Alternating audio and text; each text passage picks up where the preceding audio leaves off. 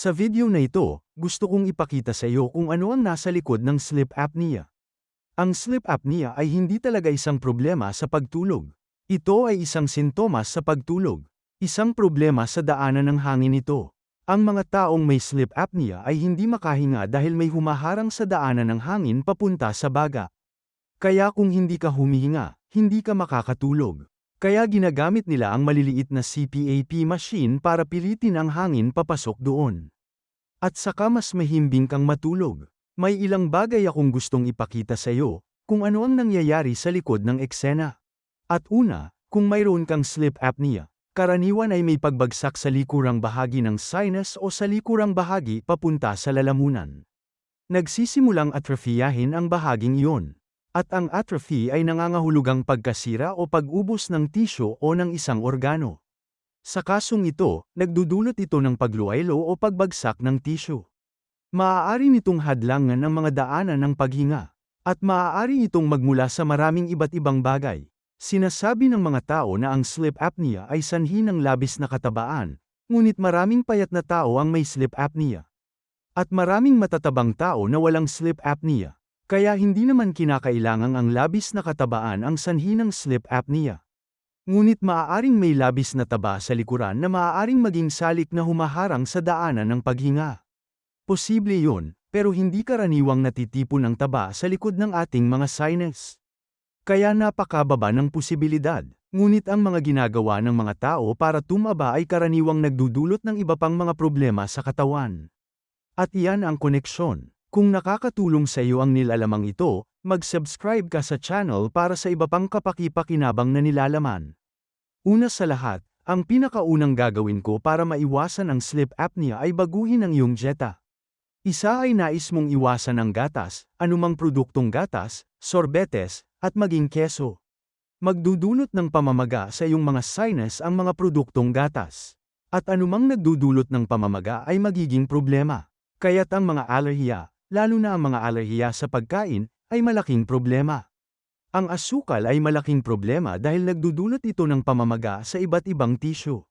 Napakapamaga nito, at kung may sleep apnea ang isang tao, bago ako gumawa ng anumang bagay, inirerekomenda kong baguhin ang kanilang dieta. Huwag nang magpatuloy sa asukal. Ay alis sila sa trigo at iba pang butil na ginagamit sa tinapay, pasta, syrup, crackers, biskwit, at waffles. At gatas, gaya ng sinabi ko kanina. At pagkatapos, tingnan kung mawala ang sleep apnea. Maaaring mawala lang ito, at maaaring may allergy sila. Dahil kapag panahon ng allergy, kapag barado ang iyong mga sinus, magdudulot din yon ng problema sa sleep apnea. Kung mayroon kang allergy, pantal, hika, o anumang katulad nito, isa sa pinakamabisang lunas ay royal jelly.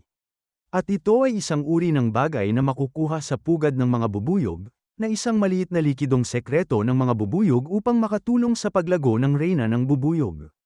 Tinutulungan nitong ma-fertilize yon, at mayroong isang bagay sa sekresyong yon na talagang mabisa para makatulong na maneutralisa ang mga alerhiya. Kaya yon ang isang bagay na irerekomenda ko kung may problema ka sa alerhiya sa mga sinus.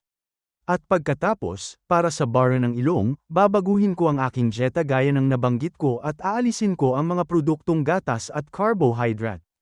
At titingnan kung hindi ba nawala ang sleep apnea. At saka mataas na cortisol, ibig sabihin mataas na stress. Maaaring paliitin ng mataas na cortisol ang isang nerbiyos na konektado sa iyong brainstem kapag ang cranial nerves na papunta sa likod ng mga sinus ay apektado. At kaya isa sa mga sintomas ng mataas na cortisol, o ng pag-inom ng prednisone o cortisol para sa iba't ibang kondisyon, ay ang paglikha ng problema sa iyong pagdevelop ng sleep apnea.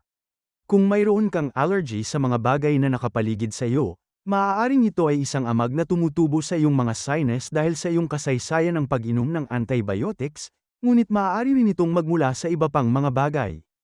Kaya kung ganoon nga, tutukan mo ang iyong bituka, magtatag ng mabuting mikrobyo at palakasin ang mabubuting bakterya rito. At tiyak na makakatulong yon. Sige, ang huling bagay na irerekomenda ko ay suka ng mansanas. Bakit? Dahil sa pagbabalang ng pH ng iyong katawan, kahit kaunti lang gamit ang suka ng mansanas. Uminom ng isang kutsarita at kaunting tubig araw-araw. Agad nitong tataasin ang kakayahan ng iyong katawan na magdala ng oxygen, at talagang mas mahusay kang makahinga. At dapat mo lang itong subukan para makita kung gagana ito para sa iyo. Sa tingin ko, may isa pa akong gagawin din. Maraming beses, lalo na sa gabi, nahihirapan huminga ang mga tao sa pangkalahatan.